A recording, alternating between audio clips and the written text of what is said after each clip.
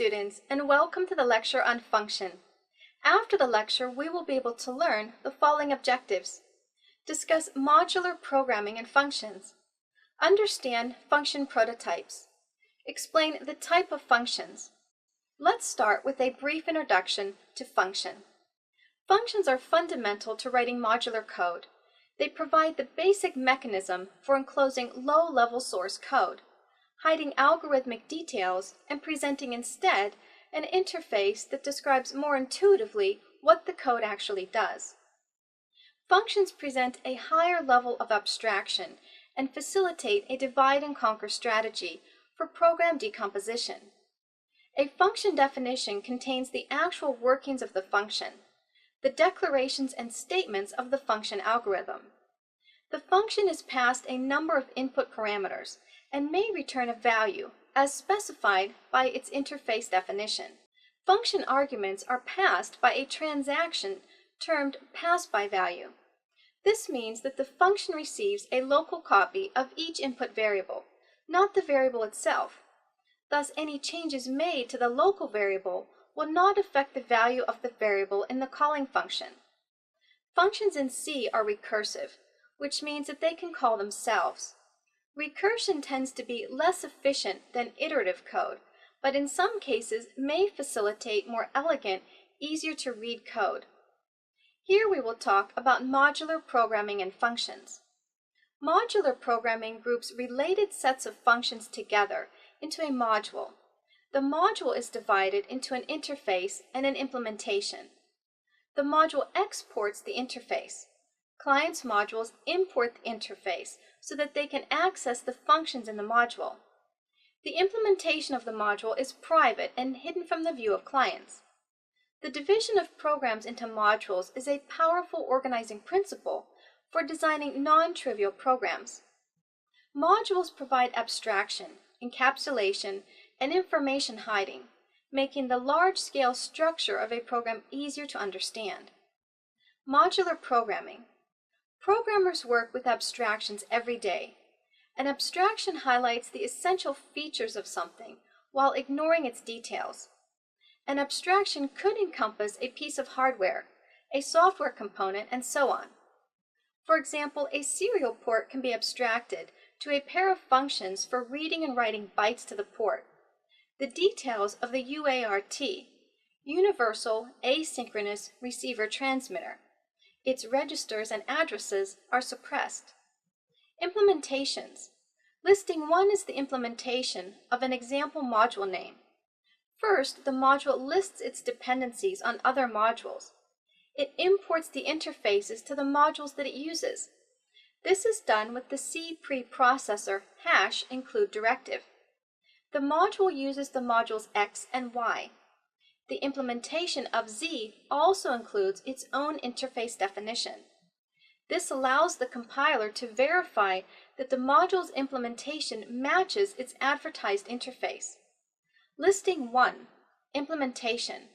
Look at the screen to understand the implementations.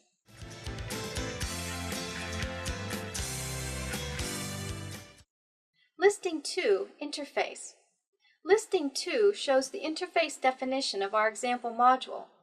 Ignore the #define at the top. We'll return to those shortly. The bulk of the interface declares the external, publicly accessible parts of the module. A client module can access the integer variable var1, or it can call function fun1 with an argument that is a pointer to an integer. Consider the simple C program shown on the screen. The program compiles without errors or warnings. The program has a simple mistake. Without the missing #include math.h, the C compiler assumed that the exp function expected an integer argument and returned an integer result. The addition of function prototypes to C made it possible to avoid mistakes like this. Function prototypes make it possible for the computer to check the types of arguments passed to functions, even when the function is defined in another file. However, C does not require declaring or using prototypes. Listing 3, client.c, implementation.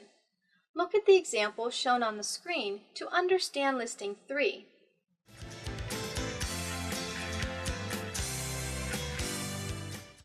Look at the hash define in interface definition that we skipped earlier. The hash define for fun1 will cause any use of fun1 to be replaced with zfun1. Note that the hash define is strategically placed before the prototype for fun1. Consequently, the prototype is for a function named zfun1. Since the module interface gets included in the module's implementation source file, the actual function definition will be zfun1. When z.c is compiled, the function will be named zfun1 in the object file. If a client module fails to import the interface definition for z, its use of fun1 will compile to fun1.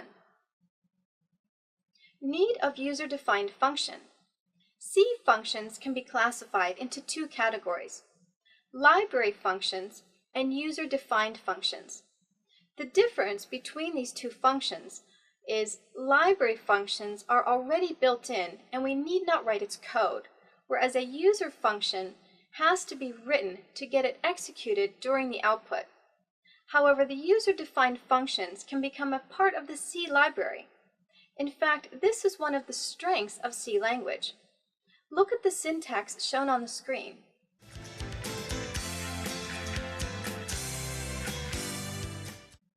Explanation of the syntax. Number 1, function header.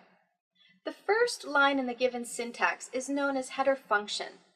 The function header consists of 3 parts: function type, function name, and the function parameter list. Function type. This may consist of the data types that we use. For example, float, int, double, whatever according to your needs. Function name. This may consist of any variable that is suitable for a user's understanding. For example, if you have made a user-defined function for factorial, then use fact, and if for simple multiplication, then mul. Parameter list. It declares the variables that are to be used in the function and that are going to be called in the program. Number 2, function body. The function body contains the declaration statement necessary for performing the required task. The body enclosed in braces contains 3 parts: a return statement that returns the value evaluated by the function. It's shown on the screen.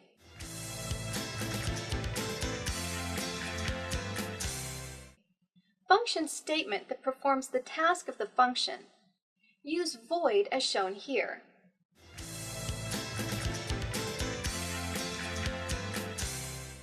Local declaration that specifies the variable needed by the function. Look at the screen to understand it.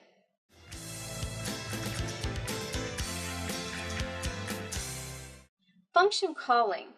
A function can be called simply using the function name followed by a list of actual parameters or arguments, if any enclosed in parentheses.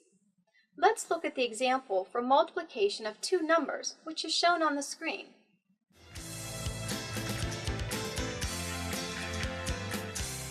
Hi, and welcome to the first part of our discussion on modular programming. Systems are rarely designed by one person, and even if they are, it's good practice to make a product modular. A radio has several modules: the antenna, the tuner, the demodulator, the preamp, the amplifier, etc.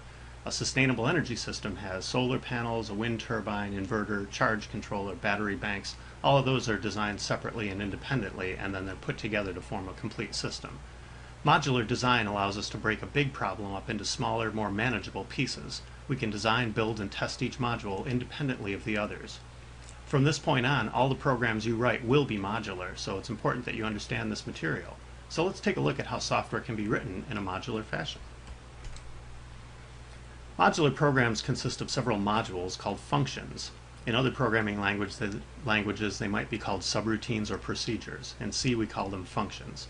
So we'll take a look at a fairly simple program, one that converts Fahrenheit to Celsius, and see how the modules work together. I picked this application because it has modules of different types, functions of different types, and it pretty much shows us all the different ways to use functions, at least the main ones. So if we take a look at this, we have a main program here called the Fahrenheit to Celsius program, and we have three functions built into this main program. We have a function called getInput, a function called convert, and a function called displayResult. Here's what the program looks like when you write it in C. Okay, it's going to look a little Greek right now, and of course in C it would be one continuous, straight down the page type of program. I picked this application also because it's kind of small, and I apologize for the small print, but I wanted to get everything on one screen so that you could see all the whole thing operating at once. So over on the left hand side you see the main module, and over here we see the three individual modules that main calls or uses to get the job done. So over here is the main function. Okay, you've all seen void main with an empty set of parentheses, so that's our main function. And in the main function calls three other functions to do the actual work. You can think of the main function as kind of like a manager who delegates responsibility. The manager oversees the whole thing, and these are the ones that actually do the grunt work. They get down and dirty and do the actual stuff. So these are the functions that the main function calls. So we have a function called getInput, a function called convert, a function called display. So let's look at the big picture of the main function. We'll ignore the guts of the other functions for now. So let's take a look here. We've got, well, you already know about variable declarations inside of main. Okay, so here we have a function that says get the input and assign it to a variable called Fahrenheit. Here's a function that says convert the Fahrenheit value into Celsius. So take Fahrenheit, convert it, and assign the result to Celsius. And here's something that says display the result in Celsius. Okay, notice that with some good names here, I don't even have to put any comments. It's self-documenting code. Okay, so when you look at it as a big picture, it doesn't look all that complicated. This is why we break up programs into functions. It makes big programs manageable. So once we write the main function, we can look at the details of how the other functions will work. So we'll trace through the program to begin with as it executes, and I'll describe the parts, ignore other parts, okay? Eventually we'll discuss everything, but we'll just do it a little piece at a time.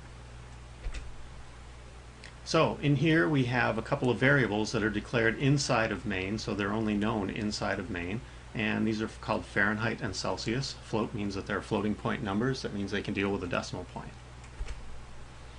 Okay, here's an assignment statement when we call the getInput function. So we have the function name, and its result will be assigned to the variable called Fahrenheit. Remember that an assignment statement has usually a variable or a port on the left and some kind of an expression or a value on the right. In this case, it's an expression. It's even a function call.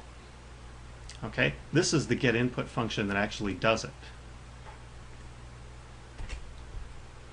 So when it encounters this statement, when the main function is executing and it encounters this statement, the first thing it does, this is a call to the getInput function. So the first thing that happens is main goes up to the getInput function and starts executing here. GetInput has a local variable called input, okay, also a floating point number. Don't worry too much about the printf and scanf. We won't be using these in our programs, but these are built-in C functions that print something on the screen and read from a keyboard. Let's now learn about function prototypes. A function prototype is a function declaration that specifies the data types of its arguments in the parameter list. The compiler uses the information in a function prototype to ensure that the corresponding function definition and all corresponding function declarations and calls within the scope of the prototype contain the correct number of arguments or parameters, and that each argument or parameter is of the correct data type. Old style. Functions can be declared implicitly by their appearance in a call. Arguments to functions undergo the default conversions before the call. The number and type of arguments are not checked. Prototype style. Functions are declared explicitly with a prototype before they are called. Multiple declarations must be compatible. Parameter types must agree exactly. Arguments to functions are converted to the declared types of the parameters. The number and type of arguments are checked against the prototype and must agree with or be convertible to the declared types. Empty parameter lists are designated using the void keyword. Ellipses are used in the parameter list of a prototype to indicate that a variable number of parameters are expected. Going over functions quite a bit the last few lessons, and you may have been messing around with the functions those two that we had above main, and you may have moved them below main or something, and if you did that and then you build and run, you get errors. And you may be saying, why am I getting these errors? I have all the code right, I just moved them. Well, yes, you had all the code right, but you didn't in a way, because you didn't use a function prototype. And what are they? Well, they inform the compiler that it will eventually see the function, because you're delegating part of the responsibility of main off to this other function. So it needs to know that there's going to be a function there to run what main is depending on it to run. So if this is the function, void spend dollar, double dollars, and then everything inside the braces, the function prototype is void spend dollars, parentheses, double dollars. And you put the function prototype where the function was, and then you can move that function any place in the program and it'll be fine. You can move it below main and there won't be any errors, because main already knows that there will be a function there to do what you said spend dollars would do. So it's a real simple concept, but one that you do need to know. Otherwise, you can get in a lot of trouble and you really don't know why. Well, now we'll be going into Xcode and go over this a little bit in code. Okay, here in Xcode, we're going to be trying out the function prototypes, and this is the function prototype right here out of this function, so you can just copy and paste that right here. And I didn't tell you this in the keynote, but make sure you do end it with a semicolon. Otherwise, you'll get lots of errors. And then you can just drag this function down below main, and really function prototypes just give you the freedom to put your functions anywhere in your program that you would like to, anywhere that you'd like to put them. Copy and then paste it. Remember, end it with a semicolon, and you can drag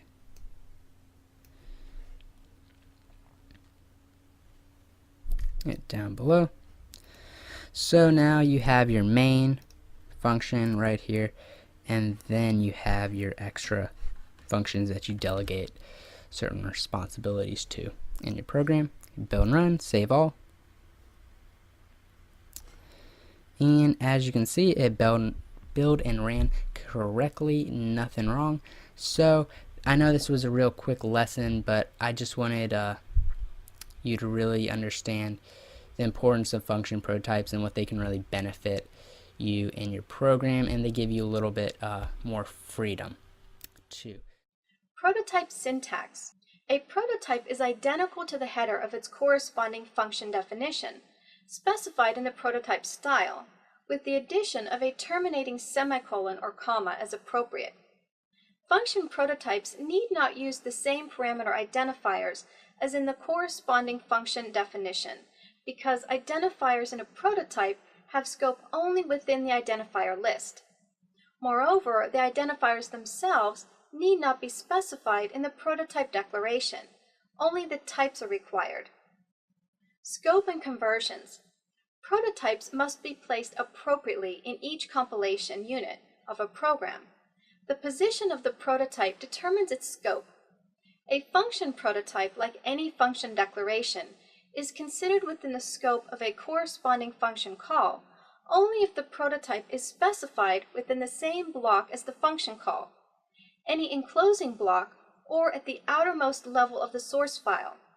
The compiler checks all function definitions, declarations, and calls from the position of the prototype to the end of its scope.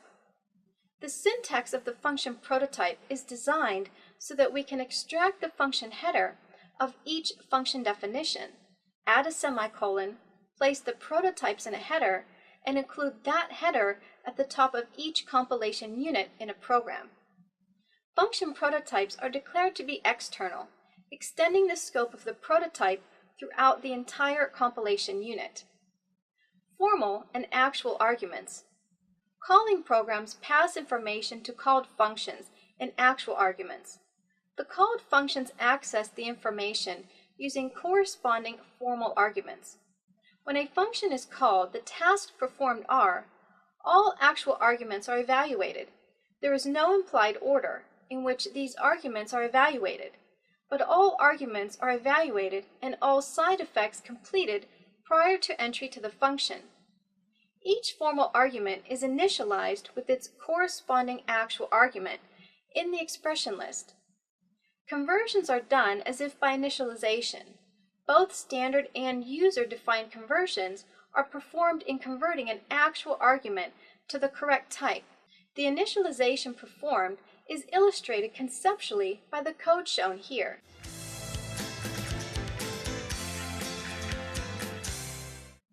Now we will discuss the types of functions. All functions have a type. They return a value of that type whenever they're used.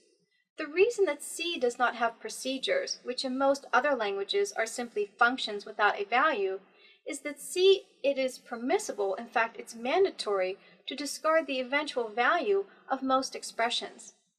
Functions can return any type supported by C, including the pointers, structures, and unions.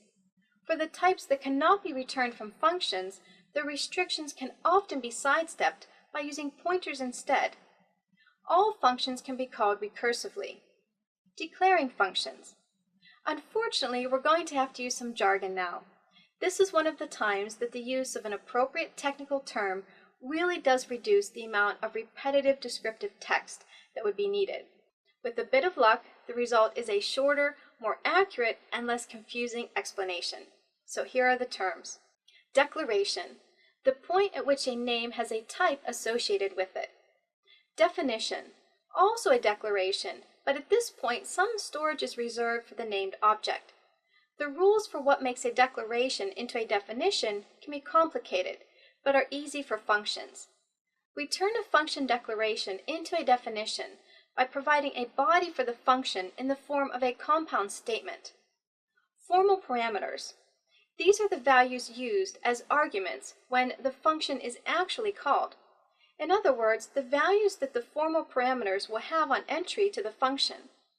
The terms parameter and argument do tend to get used as if they were interchangeable, so do not read too much into it if we see one or the other in the text.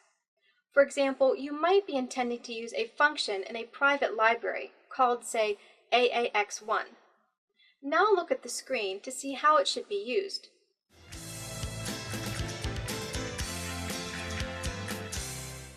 The return statement. The return statement is very important. Every function except those returning void should have at least one, each return showing what value is supposed to be returned at that point. Although it's possible to return from a function by following through the last, unless the function returns void, an unknown value will be returned, resulting in undefined behavior. Look at the example as shown on the screen to understand it.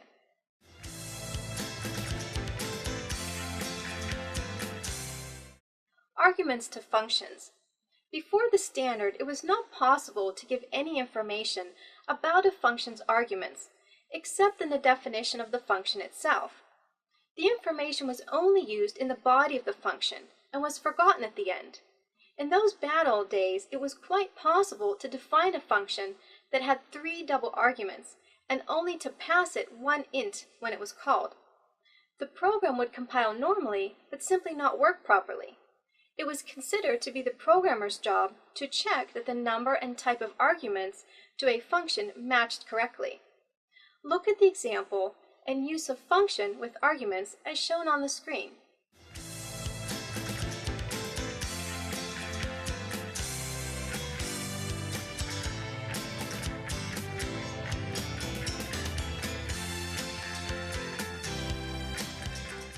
Function definitions.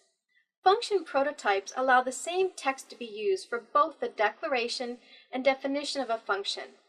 In either a definition or a declaration of a function, It serves as a prototype if the parameter types are specified. The old C syntax for the declaration of a function's formal arguments is still supported by the standard, although it should not be used by new programs. Look at the function shown on the screen.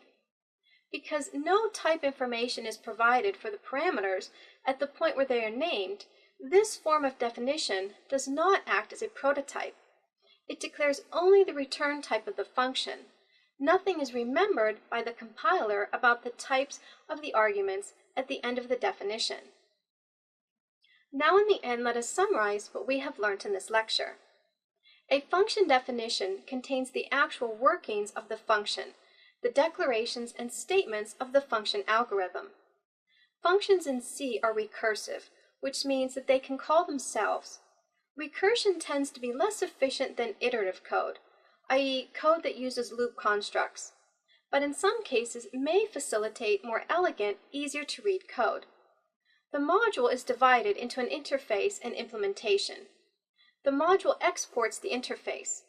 Clients' modules import the interface so that they can access the functions in the module. The interface definition has a list of functions and data structures to export, as well as the declarations of these functions and data. These are the only parts of a module that clients can use. Library functions are already built in, and we need not to write its code, whereas a user-defined function has to be written to get it executed during the output.